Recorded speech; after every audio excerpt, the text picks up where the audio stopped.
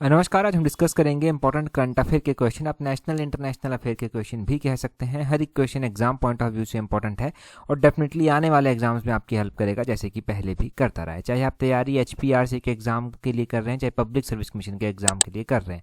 आप जानते हैं कि 6 से 8 क्वेश्चन, कई बार 10 क्वेश्चन भी करंट अफेयर के जो है वो एग्जाम में पूछे जाते हैं। तो हर एक क्वेश्चन ये एग्जाम पॉइंट ऑफ व्यू से इंपॉर्टेंट है, तो ध्यान देना और जो भी इंपॉर्टेंट लगे वो नोट भी करना, क्योंकि सिलेक्टेड क्वेश्चन हैं, इंपॉर्टेंट क्वेश्चन हैं सारे के सारे। अभी क्वेश्चन नंबर 1 से डिस्कशन को हम स्टार्ट करते हैं। बोलते हैं, which Indian army officer received the United nation military gender advocate award for the year 2025। तो बोलते हैं कि किस भारतीय सेना अधिकारी को 2025 के लिए संयुक्त राष्ट्र सैन्य जेंडर एडवोकेट अवार्ड दिया गया है।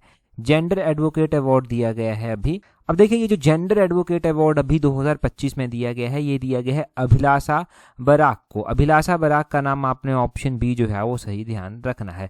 अब देखिए, अगर हम बात यहाँ पर करते हैं कि देखिए ये अवार्ड जो है वो दिया गया है, क्या क्या यहाँ से इंपॉर्टेंट पॉइंट निकल कर आएंगे। तो पहला तो नाम यहाँ पर अभिलाषा का ही आएगा। अभिलाषा बराक को जो है वो 2025 का ये military gender advocate of the year award जो है वो दिया गया है। इसके अलावा 2 और इंडियन पीस कीपर्स थे जिनको और अवार्ड मिले हैं, जैसे कि एक हरभजन सिंह है। हरभजन सिंह के अलावा जो है वो एक सुजीत कुमार प्रधान है। इन दोनों को जो है वो प्रेस्टिजियस डैग हेमरस कोल्ड, ये नाम ध्यान रखना आप, ये मेडल जो है वो मिले हैं, मरणोपरांत इनको मिले हैं from the United Nation on the international day of UN peacekeepers. तो international day of UN peacekeepers के मौके पर इनको ये अवार्ड मिले हैं। इनके जो सेक्रीफाइस हैं in the line of duty पर जिन्होंने अपना सेक्रीफाइस दिया, उसके लिए इनको ये अवार्ड जो है वो मिले हैं। लैंस हवलदार जो हरभजन सिंह हैं, ये जो है वो united nation peace keeping force में जो है वो सर्व कर रहे थे with the UN organisation stabilisation mission in democratic republic of Congo. तो DRC में, डेमोक्रेटिक रिपब्लिक ऑफ कॉन्गो में ये सर्विसेज दे रहे थे।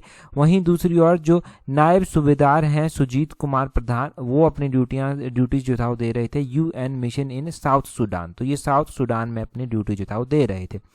तो इन दोनों को ये अवार्ड जो है वो मिले हैं, इन दोनों का आपने ध्यान रखना है। तो अब यहाँ से निकल कर जो है वो टोटल 3 नाम जो है वो आए हैं, और ये तीनों नाम जो है वो एग्जाम पॉइंट ऑफ व्यू से काफ़ी इंपॉर्टेंट जो है वो है। एक तो हरभजन सिंह का है, एक सुजीत कुमार प्रधान का है। इनके दोनों के अलावा जो है एक नाम जो है वो अभिलाषा बराक का है। अभिलाषा बराक का नाम भी आपने जो है वो ध्यान रखना है। तो इस तरह से ये क्वेश्चन करंट अफेयर का काफ़ी इंपॉर्टेंट है। अगला क्वेश्चन हम देखेंगे हमारे पास क्या पूछा गया है। आगे बोलते हैं, रिसेंटली RCB यानी कि royal challenger Bengaluru won the IPL 2026 title by defeating which of the following. तो अभी जो है वो रॉयल चैलेंजर बेंगलुरु के द्वारा जो है वो क्या किया गया है, IPL का टाइटल जो है वो जीता गया। परंतु यहाँ पर ये नहीं पूछा गया है, यहाँ पर ये पूछा गया है कि इन्होंने किसको हराकर जो है ये टाइटल जीता है। तो इन्होंने गुजरात टाइटंस को हराकर जो है ये टाइटल जो है वो जीता है। अब जो टीम जीती है वो कौन सी है, वो है RCB ने जो है ये टाइटल जीता है। तो RCB को कितना पैसा जो है वो इसके जीतने के लिए मिला, तो 20 करोड़ रुपया तो RCB को मिला है। गुजरात टाइटंस को कितना मिला, 12.50 करोड़ जो है वो गुजरात टाइटंस को जो है वो मिला है। अगर हम बात करें कि ये जो है वो होस्ट किसके द्वारा किया गया, तो होस्ट का भी आपने ध्यान रखना है कि टाटा ग्रुप के द्वारा जो है वो इसको होस्ट जो है वो किया गया, ये आप ध्यान रखेंगे। जो फाइनल मैच हुआ वो कहाँ पर हुआ, तो वो नरेंद्र मोदी स्टेडियम जो है वो गुजरात में है, वहां पर जो है ये फाइनल मैच जो है वो हुआ।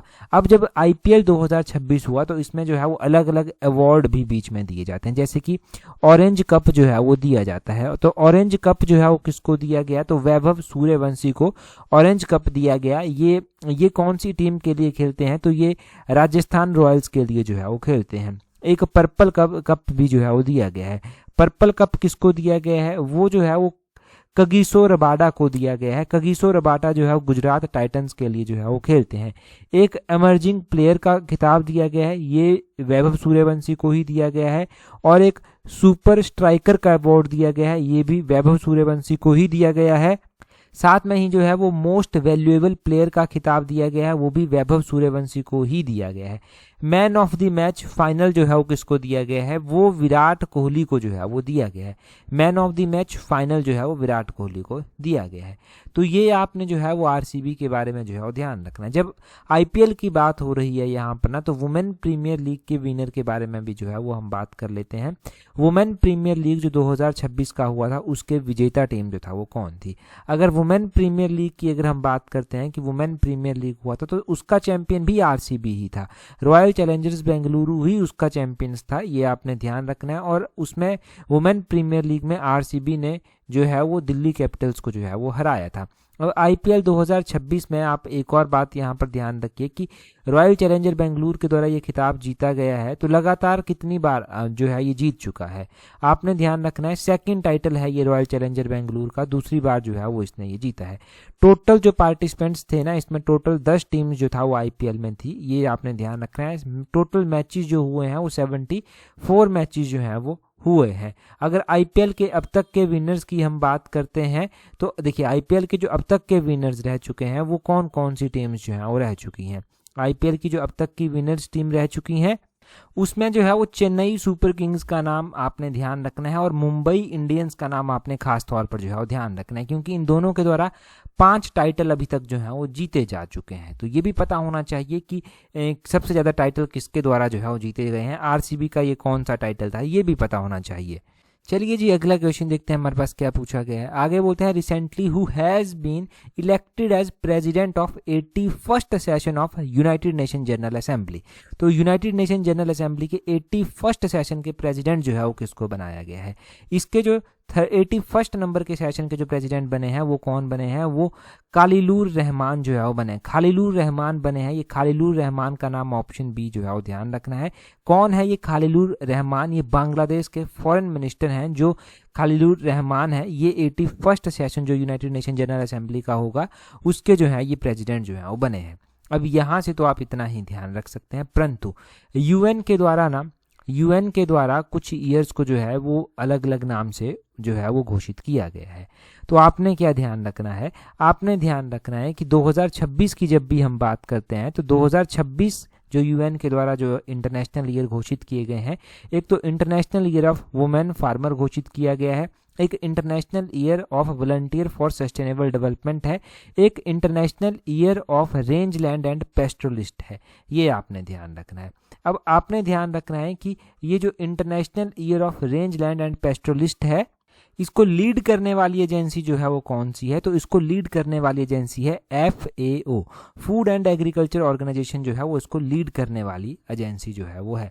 वैसे ही आपने एक और बात ध्यान रखनी है कि international year of women farmer भी जो है वो घोषित किया गया है 2026 को, तो उसको जो लीड करने वाली एजेंसी है वो भी फूड एंड एग्रीकल्चर ऑर्गेनाइजेशन ही है। 2026 को international year of volunteer for sustainable development भी जो है वो घोषित किया गया है, तो इसको लीड करने वाली एजेंसी है यूनाइटेड नेशन वॉलंटियर्स कर UNB कर एक एजेंसी है, वो इसको जो है लीड करने वाली एजेंसी है। तो ये आपको याद रह जाएगा। अगला क्वेश्चन देखते हैं हमारे पास क्या पूछा गया है। ये जितनी भी जानकारी बताई जा रही है ना हर एक क्वेश्चन से रिलेटेड, बड़े ध्यान से इसको सुनना, चाहे रिपीट कर सुनना, चाहे रिवाइज कर सुनना, क्योंकि एक एक पॉइंट यहाँ पर इंपॉर्टेंट है, कहीं से भी क्वेश्चन बन सकता है। आगे बोलते हैं recently which of the following country implemented a law prohibiting children under 16 from owning social media accounts. तो बोलते हैं कि अभी हाल ही में किस देश ने 16 वर्ष से कम उम्र के बच्चों को सोशल मीडिया अकाउंट रखने से प्रतिबंधित करने वाला कानून जो है वो लागू किया है। ये कानून फाइनली लागू किया गया है। अब किसके द्वारा जो है ये लागू जो है वो किया गया है, तो ये किया गया है मलेशिया के द्वारा। ठीक है, किसके द्वारा, मलेशिया के द्वारा जो है ये किया गया है, तो इसका मलेशिया ऑप्शन सी जो है वो सही आंसर हो जाएगा। अब मलेशिया के द्वारा किया गया है, परंतु अलग अलग कंट्रीज जो है वो अभी तक इस कानून को जो है वो पारित कर चुकी हैं। अब देखिए ये कंट्रीज की सोच है, ये वहाँ की सोच है कि अगर बच्चे सोशल मीडिया पर ज़्यादा टाइम जो है वो बिताएंगे, एक तो मेंटल प्रेशर उनके ऊपर ज़्यादा पड़ेगा, रील्स जितना स्क्रोल आप करते हैं ना उतना ही मेमोरी आपकी वीक होती है, एक ये जो है वो इफेक्ट होता है, और बहुत सारे डीमेरिट्स होते हैं इसके, खासकर बच्चों के ऊपर ज़्यादा हो जाते हैं। बच्चों के आप खुद का भी देख लेना, जितनी ज़्यादा रील्स स्क्रॉल करते होंगे ना उतनी ज़्यादा आपकी मेमोरी वीक होती जाएगी। बहुत ज़रूरी है इन चीज़ों के ऊपर काम करना। हालांकि मैं अभी एक स्कूल में सुन रहा था, वहाँ पर मॉर्निंग असेंबली जो चली हुई थी, तो उस मॉर्निंग असेंबली में क्या अनाउंस किया जा रहा था, हमारे पास ये विज़न ही नहीं है यार। वहाँ पर जो भी टीचर, जो भी प्रिंसिपल वगैरह जो भी अनाउंस कर रहा था, वो बच्चों को ये अनाउंस कर रहा था कि हमारा सोशल मीडिया अकाउंट है जी इंस्टाग्राम पर, सभी बच्चे घर जाकर जो है वो हमें फॉलो करेंगे। मतलब स्कूल का वो अकाउंट है इंस्टाग्राम पर, फेसबुक पर, उसको बच्चे जाकर घर में जाकर फॉलो करेंगे। यार आप क्या विजन लेकर चले हैं, क्या ज़रूरत है उस स्कूल का कोई भी अकाउंट बनाने की, और क्या ज़रूरत है बच्चों को ये सब बोलने की। जिन बच्चों के अकाउंट नहीं भी होंगे ना, वो भी अकाउंट बना लेंगे जाकर। तो हमारे पास, मुझे लगता है पर्सनली, कि सोच बहुत कम है इन चीज़ों को लेकर। हालांकि बहुत सारी कंट्रीज़ के द्वारा ये भी डिसाइड किया गया है, जैसे कि पहला वर्ल्ड में जो है वो बैन सोशल मीडिया पर चिल्ड्रन अंडर 16 साल के बच्चों के लिए लगाया गया था दिसंबर 2025 में ऑस्ट्रेलिया के द्वारा। अकेला ऑस्ट्रेलिया ही नहीं, अलग अलग कंट्रीज़ हैं, जैसे कि इससे पहले भी नवंबर 2025 में ये अनाउंस किया गया था कि सोशल मीडिया एक्सेस जो होगी 15 साल के बच्चों के लिए बैन कर दी जाएगी। और ये जो अनाउंसमेंट की गई थी, ये डेनमार्क कंट्री के द्वारा जो था वो की गई थी। वैसे ही जो है वो सितंबर 2025 में जो है वो नेपाल ने ये भी डिसाइड किया था कि जितने भी अनरजिस्टर्ड सोशल मीडिया साइट्स हैं उनको नेपाल में बैन कर देंगे। खैर वो बच्चों वाला नहीं था, पर ठीक है, बच्चों वाला हमने ये डेनमार्क पढ़ लिया, ऑस्ट्रेलिया पढ़ लिया, मलेशिया पढ़ लिया। अगला क्वेश्चन हम देखते हैं हमारे पास जो है वो क्या पूछा गया है, नेक्स्ट क्वेश्चन। परंतु अगला क्वेश्चन हम डिस्कस करें उससे पहले, अगर आप तैयारी कर रहे हैं आने वाले अपने टीचर के एग्ज़ाम के लिए, आप तैयारी कर रहे हैं अपने आने वाले जूनियर इंजीनियर जेई के एग्ज़ाम के लिए, फार्मेसी ऑफिसर, या फिर HPRC के और भी अलग अलग बहुत सारे एग्ज़ाम हैं, और जनरल अवेयरनेस के सेक्शन में आपको दिक्कत आ रही है, ये सेक्शन अगर आप कवर करना चाहते हैं और बहुत अच्छे से कवर करना चाहते हैं विद वीडियो एक्सप्लेनेशन, तो आप हमारी टेस्ट सीरीज के साथ जुड़ सकते हैं। जनरल अवेयरनेस की जो टेस्ट सीरीज है, इसका लिंक नीचे डिस्क्रिप्शन बॉक्स, कमेंट बॉक्स में दिया गया है। टाइम लिमिटेड है, और टाइम है भी सही टाइम कि आप टेस्ट सीरीज को ज्वाइन करें, रिवाइज करें और अपनी कमियों को एनालाइज कर कर आगे बढ़े, ठीक है। और टाइमली आप ज्वाइन कर सकते हैं, नीचे डिस्क्रिप्शन बॉक्स, कमेंट बॉक्स में इसका लिंक जो है वो दिया गया है। अगला क्वेश्चन देखिए क्या बोलते हैं recently who has been become Karnataka's new chief minister. हालांकि कर्नाटक में अभी इलेक्शन नहीं हुए हैं, परंतु कर्नाटक के नए चीफ मिनिस्टर जो हैं वो बने हैं। कर्नाटक के जो नए चीफ मिनिस्टर बने हैं वो DK शिव कुमार जो हैं वो बने हैं। ऑप्शन सी जो है वो इसका सही आंसर जो है वो हो जाएगा। अब देखिए कर्नाटका के जो नए CM बने हैं, कर्नाटका के नए CM जो हैं कांग्रेस के हैं, DK शिव कुमार बने हैं। इससे पहले सीतारमैया वहाँ के CM हुआ करते थे। इनके बीच में जब सरकार बनी थी तभी अलायंस हुआ था कि 2.5 साल एक रहेगा, 2.5 साल दूसरा रहेगा, ठीक है। तब ये जो है वो चीफ मिनिस्टर जो है वो बन गए हैं। अब यहाँ पर जो है वो सवाल ये है कि कर्नाटका में total number of Vidhan Sabha seats जो हैं वो कितनी है, ठीक है। टोटल विधानसभा सीट्स जो हैं वो कर्नाटक में कितनी आती हैं आपको पता होना चाहिए। ये 224 जो है वो टोटल विधानसभा सीट्स जो हैं वो यहाँ पर आती हैं। अगर हम न्यूली अपॉइंटमेंट्स की बात करते हैं तो अभी हमने देखा बहुत सारे स्टेट्स में इलेक्शन हुए और वहाँ पर नए चीफ मिनिस्टर भी जो है वो बनाए गए। जैसे कि वेस्ट बंगाल के चीफ मिनिस्टर जो हैं वो शुभेंदु अधिकारी को बनाया गया। चीफ मिनिस्टर बिहार के बने सम्राट चौधरी, बिहार के चीफ मिनिस्टर जो है वो बने। साथ में ही असम के नए चीफ मिनिस्टर बने हैं हेमंता बिस्वा शर्मा जो है वो यहाँ के नए चीफ मिनिस्टर बने हैं।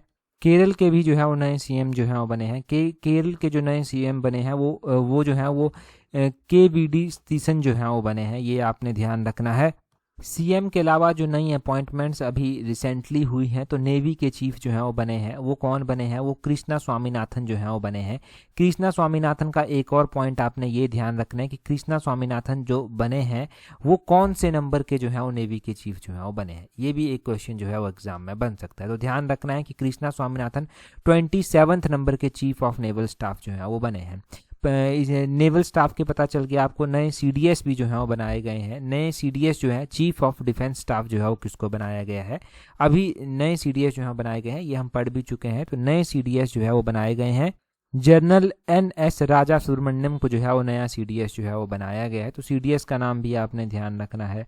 अच्छा, प्रसार भारती के नए चेयरमैन बने हैं प्रसून जोशी जो है प्रसार भारती के नए चेयरमैन बने हैं। रॉ के नए हेड बने हैं पराग जैन जो है रॉ के हेड जो है वो बने हैं। DRDO के जो है वो नए चीफ जो है वो बने हैं। DRDO को नए चेयरमैन जो बनाए गए हैं वो किसको बनाया गया है? तो DRDO के जो नए चेयरमैन बनाए गए हैं वो राजेश कुमार सिंह जो है वो बनाए गए हैं। तो ये सब मोटे मोटे तौर पर आपने अपॉइंटमेंट्स के बारे में जो है वो ध्यान रखना है। अगला क्वेश्चन हम देखिए। अच्छा, हम सोशल मीडिया की भी बात कर रहे थे ना ऊपर, तो मैं जनरली एक बात बताऊँ ना, वैसे भी हमारा यहाँ का नेचर क्या है कि एक दूसरे को क्रिटिसाइज हम ज़्यादा करते हैं, ठीक है, हम अच्छे पॉइंट्स नहीं देखते, हम एक दूसरे को क्रिटिसाइज ज़्यादा करते हैं, चाहे कहीं पर भी जो है वो हो जाए, ठीक है। तो मुझे पर्सनली ये लगता है कि क्रिटिसाइज करने से बेटर ये है कि अगर हमें कहीं से कुछ पॉजिटिव सीखने को मिल रहा है तो हम पॉजिटिव सीखें, आगे बढ़ें। और मैं हमेशा पढ़ाई में यही कहता हूँ आपको कि जितना लिमिटेड हो सकता है खुद को रखिए, जितने लिमिटेड नंबर ऑफ सोर्सेज आपके हो सकते हैं उतने लिमिटेड नंबर ऑफ सोर्सेज से पढ़िए, परंतु ऑथेंटिकेट सोर्सेज से पढ़िए और रिवाइज ज़्यादा से ज़्यादा जो है वो कीजिए, तभी आपको सक्सेस इजीली मिल पाएगी। और जो मैं स्कूल वाला किस्सा आपको सुना रहा था ना ऊपर, वो गवर्नमेंट स्कूल का किस्सा था और वो सच में ही ऐसा नहीं होना चाहिए। बहुत सारे गवर्नमेंट स्कूल्स के हाल आप देख ही रहे हैं। सीबीएसई बनाकर भी कुछ नहीं होगा अनटिल अनलेस जो है वो अच्छे से काम नहीं किया जाएगा। चलिए खैर वो अलग बातें हैं। अगला क्वेश्चन देखिए, बोलते हैं recently which of the following country wave the transit visa requirement for Indians national travelling. तो बोलते हैं हाल ही में निम्नलिखित में से किस देश ने यात्रा करने वाले भारतीय नागरिकों के लिए जो है वो ट्रांजिट वीज़ा यानी कि पारगमन वीज़ा की आवश्यकता को माफ़ कर दिया है। तो ये जर्मनी के द्वारा जो है वो किया गया है। ये क्वेश्चन ऐसा है कि अगर पूछा गया तो ऐसा पूछ लिया जाएगा कि ट्रांजिट वीज़ा वाला सिस्टम जो इंडिया के लिए वेव किया है वो किसने किया है, तो वो जर्मनी के द्वारा किया गया है।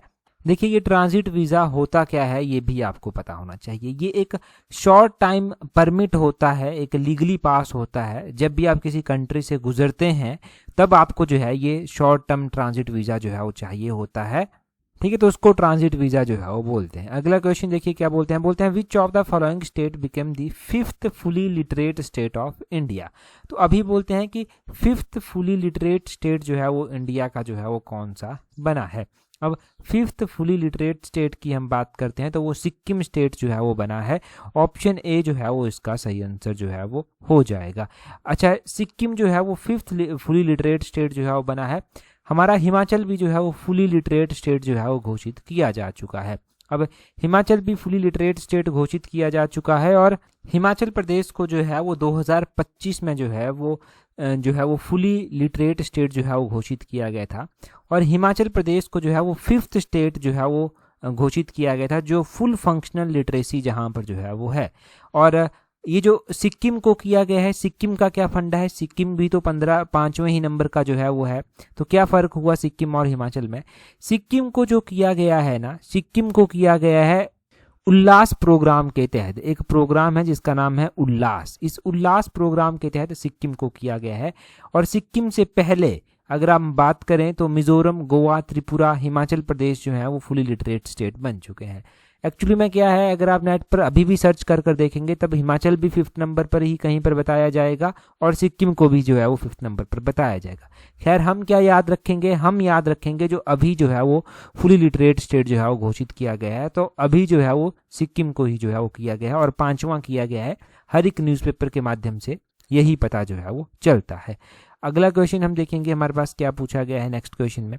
नेक्स्ट क्वेश्चन देखिए, बोलते हैं recently in which city India hosted its first and largest national AI and digital water summit in May 2026। तो बोलते हैं कि हाल ही में किस शहर में भारत ने मई 2026 में अपने पहले और सबसे बड़े राष्ट्रीय एआई और डिजिटल जल शिखर सम्मेलन की मेजबानी की। तो ये बेंगलुरु में की गई। ऑप्शन बी जो है वो सही आंसर हो जाएगा। जब बात आर्टिफिशियल इंटेलिजेंस की हो रही है तब क्या क्या पॉइंट्स आपको याद रखने चाहिए। देखिए लेटेस्ट ही मैं बताऊंगा जो लेटेस्ट आप याद रख सकते हैं। तो भारत का पहला एआई संचालित लड़ाकू विमान जो है वो तैयार किया गया है। उसका नाम क्या है? उसका नाम है काल भैरव कर काल भैरव कर जो है वो उसका नाम है। ये एआई आधारित जो है वो स्वायत्त लड़ाकू विमान है। नई तकनीक का जो है ये एक चमत्कार ही आप कह लीजिए भारत में। काल भैरव की अगर हम बात करते हैं कि इसकी प्रमुख जो है वो बातें क्या हैं, पहला तो आपने ये ध्यान रखना है कि ये जो काल भैरव है ये एआई आधारित स्वायत्त लड़ाकू विमान है। ये जो तैयार किया जा रहा है ये कौन से ऑपरेशन के तहत किया जा रहा है? तो एक ऑपरेशन है 777 कर 777 कर इसके तहत जो है वो किया जा रहा है। इसका विकास जो है वो भारत की कंपनी है flying wedge defence and aerospace, इसके द्वारा किया जा रहा है।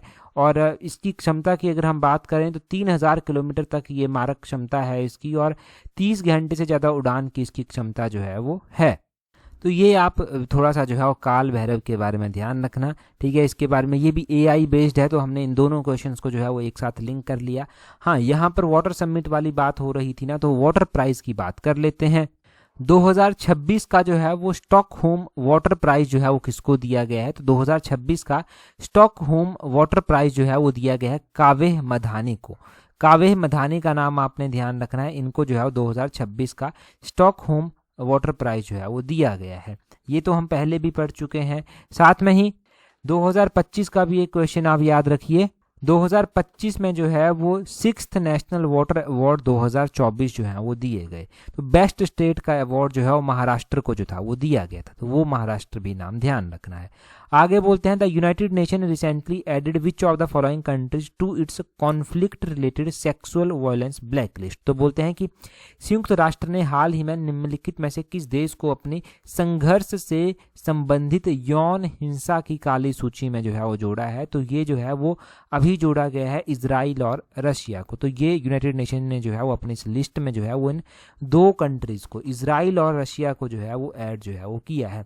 UN जो है वो अलग अलग टाइम पर ऐसे रिफॉर्म्स जो है वो लाता रहता है। साथ में ही UN जो है वो ऐसे रिफॉर्म्स तो लाता ही है, कुछ कंट्रीज को ऐड भी करता है, कुछ को रिमूव भी जो है वो यहाँ से कर देता है। वो डिपेंड करता है कि कौन सा टाइम चला है, कब किस कंट्री को जो है वो ऐड किया जाएगा। फॉर एग्जाम्पल हमास जो है ना, हमास ऑलरेडी इस लिस्ट में है। हमास को जो है वो 2023 में जो है वो ऐड कर दिया गया था।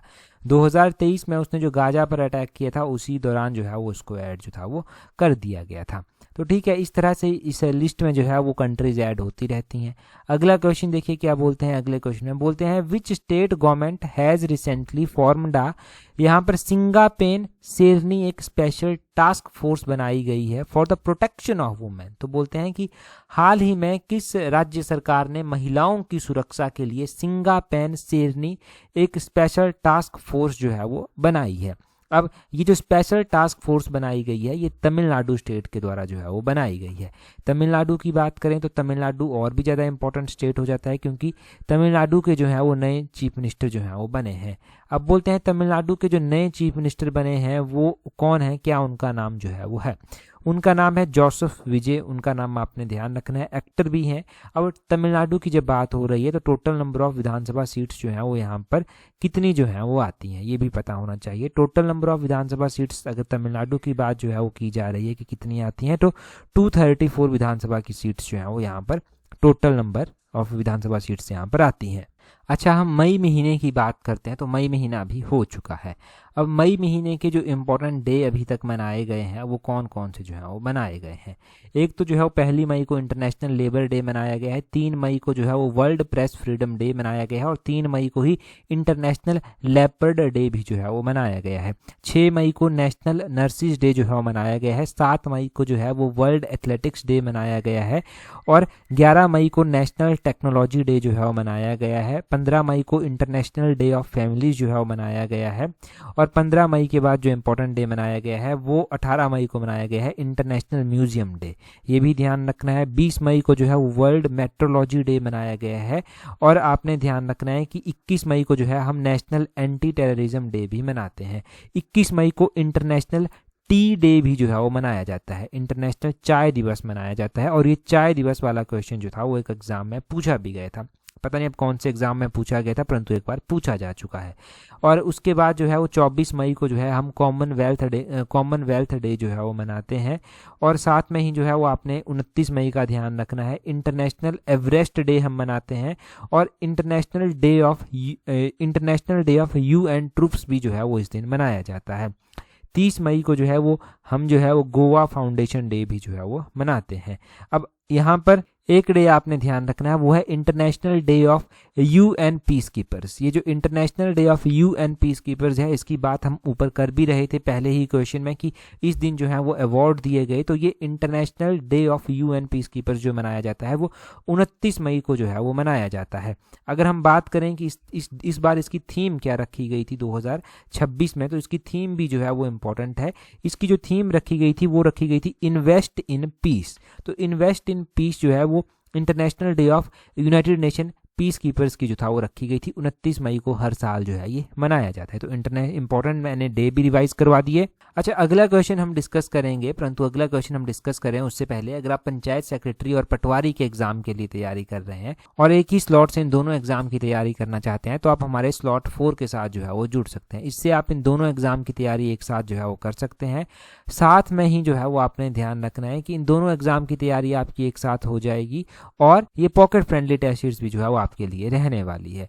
अब जूनियर ऑफिस असिस्टेंट का ऑफिशियल सिलेबस कब का आ चुका है, उसके अकॉर्डिंग भी हमने ऑफिशियल सिलेबस के अकॉर्डिंग जो टेस्ट सीरीज चलाई हुई है उसका लिंक नीचे डिस्क्रिप्शन बॉक्स कमेंट बॉक्स में दिया गया है, तो उस टेस्ट सीरीज को भी आप ज्वाइन कर सकते हैं। अगला क्वेश्चन देखिए क्या बोलते हैं recently who has won 2026 Italian open title in men's category. तो बोलते हैं कि हाल ही में पुरुषों की श्रेणी में 2026 जो इतालवी ओपन खिताब है वो किसने जीता है। तो ये इटालियन ओपन टाइटल की बात की जा रही है, 2026 का किसने जीता है। इससे पिछला जो एडिशन था उसमें हमने पहला ही क्वेश्चन ये जो था वो पढ़ा था, डिटेल से हमने पढ़ा था। तो इससे पिछले पार्ट में अगर आपने देखा है तो ज़रूर आपको ये क्वेश्चन आंसर पता होना चाहिए। कमेंट कर जल्दी से अपना आंसर बताइए। टेलीग्राम पर अगर आपने अभी भी हमें ज्वाइन नहीं किया हुआ है तो टेलीग्राम पर ज्वाइन करने के लिए अपने टेलीग्राम से @allexam31 करके सर्च करना। टेलीग्राम पर आपको हर एक इंपॉर्टेंट वो अपडेट दे दी जाती है जो एग्जाम पॉइंट ऑफ व्यू से इंपॉर्टेंट होती है, जो एग्जाम में आपकी हेल्प करती है। टेलीग्राम पर जरूर ज्वाइन कर लें। आज की इस वीडियो में इतना ही है। That's all for today. Thank you very much for watching and listening it very patience.